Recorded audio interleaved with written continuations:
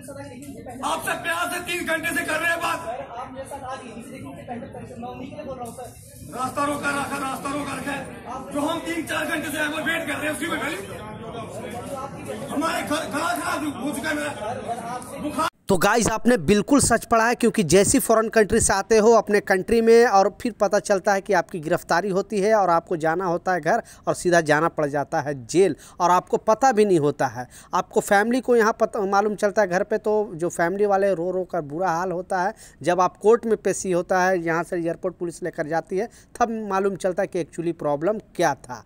4 important update है, चारों update के ऊपर आपसे बात करने वाला हूँ। 2-3 मिनट का वीडियो है, लास्ट तक जरूर देखना ताकि आपको पूरी जानकारी मिले। तो चलिए स्टार्ट करता हूँ, बताता हूँ अपडेट के बारे में। बहुत इंपॉर्टेंट खबर आपके साथ शेयर करने वाला हूँ। पहला जो अपडेट है, आप लोग 2-3 दिन से न्यूज़ सुना होगा, क्योंकि बहुत सारे जो फ्लाइट है वो डिले चल रहा था, बहुत सारे फ्लाइट है जो कैंसिल कर दिया था और हज़ारों यात्री वहाँ दिल्ली एयरपोर्ट पर परेशान थे। लेकिन आज एक नया अपडेट आ रहा है। इस अपडेट में जो बताया जा रहा है, तो दिल्ली एयरपोर्ट पर शाम से एटीसी सिस्टम में खराबी शुरू हुई। इसकी वजह से शुक्रवार को 800 से ज़्यादा उड़ान देरी हो चली थी। हालांकि शनिवार को केवल 129 उड़ानें प्रभावित रही। अब उम्मीद है कि अगले कुछ घंटे में दिल्ली एयरपोर्ट की सभी उड़ानें पूरी तरह सामान्य हो जाएंगे। राजधानी दिल्ली में एयरपोर्ट पर उड़ान सेवाओं अब तक धीरे धीरे पटरी पर लौट रही है। लगभग 36 घंटे से पहले हुई तकनीकी खराबी के बाद शनिवार को हालत में सुधार देखा गया। अधिकारियों के अनुसार शनिवार को कुल 129 उड़ानों में देरी हुई, जबकि शुक्रवार को लगभग 800 से ज़्यादा उड़ान प्रभावित हुई थी। और आपको कारण पता ही है कि जो सिग्नल देने वाले सिस्टम थे वो पूरी तरह से काम नहीं कर रहे थे। जो फ्लाइट को सिग्नल देता था और जो पायलट को सिग्नल देता था लैंडिंग से या टेक ऑफ से रिलेटेड, तो उसमें तकनीकी खराबी के कारण मतलब दिल्ली एयरपोर्ट पर बहुत बुरा हाल हो गया था। जो है जुमा को ये प्रॉब्लम चला, शनिवार को ये प्रॉब्लम चला, फिर संडे को भी कुछ फ़्लाइट देरी हुई है और मंडे को भी कुछ फ़्लाइट अभी तक मतलब देरी, पूरी तरह सुधार नहीं हुआ है। लेकिन आने वाला 1-2 दिन के अंदर पूरी तरह से सुधार हो जाएगा। लेकिन अभी भी अगर आप दिल्ली एयरपोर्ट से अगर ट्रैवल कर रहे हो किसी भी देश के लिए, किसी भी कंट्री के लिए, किसी भी शहर के लिए, या फिर वहाँ से भी आने वाले हो, तो अभी भी कुछ फ़्लाइट डिले चल रहे हैं, कुछ फ़्लाइट लेट चल रहे हैं। तो आप अपडेटेड रहें, अपने टिकट से देख लें। जो ट्रैवल एजेंट से आप पूछ सकते हो या फिर आप उनके वेबसाइट पर जाकर सिस्टम चेक कर सकते हो। बेसिकली आप अपने मोबाइल नंबर वगैरह देते हो तो वहाँ पे भी मैसेज वगैरह आ जाता है। तो एयरपोर्ट जाने से पहले अब जो है फ़्लाइट का अपडेट चेक करके ही जाए, नहीं तो वहाँ जाने के बाद पता चलेगा कि नहीं आपको 4 घंटा फ़्लाइट डिले है या आज कैंसिल कर दिया गया है, तो फिर आप परेशान हो, क्योंकि आपके साथ नहीं, ऐसे हज़ारों यात्रियों के साथ इस तरह का चीज़ वहाँ पे हुआ है। तो आप लाजिम ख्याल रखें, इस वीडियो को ज़रूर शेयर कर दें ताकि लोगों तक भी इस तरह का इन्फॉर्मेशन मिले और वो परेशानी से बच सके। दूसरा जो इम्पोर्टेंट अपडेट हो, भी बहुत बड़ी खबर सामने आ रही है और इस खबर में जो बताया जा रहा है, क्योंकि आपको जो टाइटल और थंबनेल में आपने बिल्कुल सच पढ़ा है, आप फॉरेन कंट्री से यहाँ पे आते हो, बहुत सारे जो कामगार हैं बेसिकली खाड़ी देश में, Oman, Qatar, Saudi, Bahrain, Dubai, हर जगह पे लगभग 1 करोड़ से ज़्यादा भारतीय सिर्फ खाड़ी देश में रहते हैं, बाकी यूरोप कंट्री में भी रहते हैं। लेकिन ये ज़्यादा जो सिस्टम चल रहा है खाड़ी देश में रहने वालों लोग के साथ इस तरह का चीज़ हो रही है। तो आप वहाँ से आते हो और आपको इमीडिएटली जो एयरपोर्ट पुलिस है वो हिरासत में ले लेती है। वहाँ पे आपको कारण भी नहीं बताते कि आपको क्यों हिरासत में लिया गया। फिर आपको एयरपोर्ट पुलिस क्या करती है कि कोर्ट में पेशी करती है।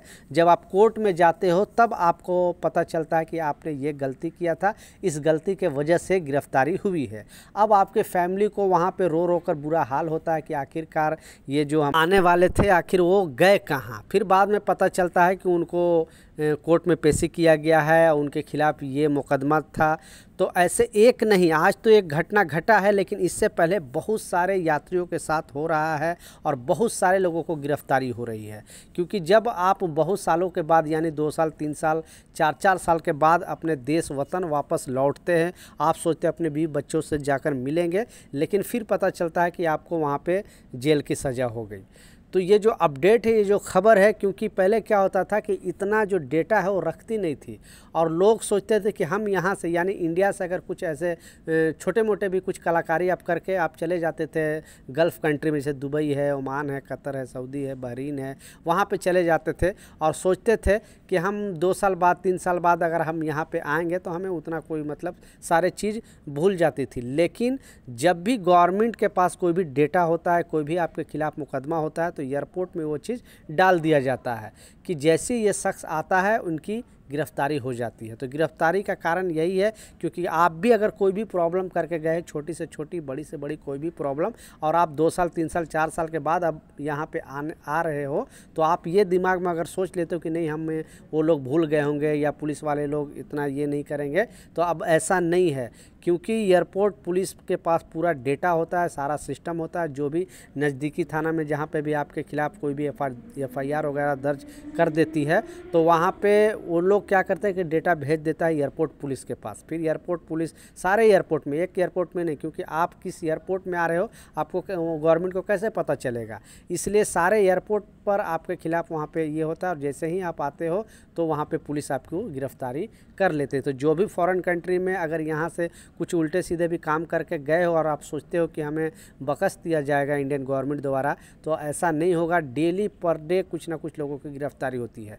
आज जैसे जम्मू कश्मीर के रहने वाला एक शख्स को गिरफ्तार किया गया क्योंकि ये थोड़ा दिन पहले कुछ प्रॉब्लम, मतलब 2-3 साल पहले कुछ प्रॉब्लम करके गया था और ये शख्स को पता नहीं था कि हाँ हम दोबारा आएंगे तो हमें गिरफ्तारी होगी। तो ये शख्स सोचा कि बस अब तो ये इतनी छोटी मोटी प्रॉब्लम क्या है, लेकिन इनके खिलाफ़ कोई एफआईआर दर्ज कर दिया था। और ये शख्स जब आता है तो एयरपोर्ट पुलिस इनको गिरफ्तार कर लेती है, गिरफ्तार करके सीधा कोर्ट में लेके जाती है, कोर्ट में पेशी करती है। फिर ये शख्स को पता चलता है कि हमने ये प्रॉब्लम किया था, इस वजह से हमको गिरफ्तारी हुआ। बाद में इनको फैमिली को भी वहाँ पे प्रॉब्लम होता है, फैमिली भी परेशान हो जाती है।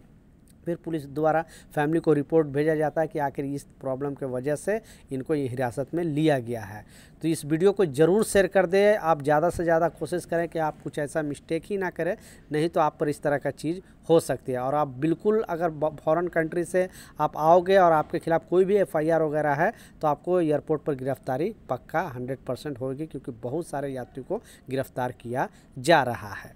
लास्ट जो सबसे इम्पोर्टेंट अपडेट है, ये भी बहुत बड़ी खबर सामने आ रही है और इस खबर में जो बताया जा रहा है तो प्रूफ के तौर पे आप खुद पढ़ सकते हो, क्योंकि इतनी बड़ी जो गिरफ्तारी हो रही है, इतनी बड़ी लोगों को डिपोर्ट किया जा रहा है। जैसा आपको मालूम है कि अभी जितने भी दुनिया में हर कंट्री में इलीगल तरीके से रहने वाले लोगों को पकड़ा जा रहा हो, किसी भी कंट्री के लोग हैं, किसी भी देश के लोग हैं, तो दुबई में भी चेकिंग अभियान चलाते रहती है गवर्नमेंट, वहाँ की गवर्नमेंट।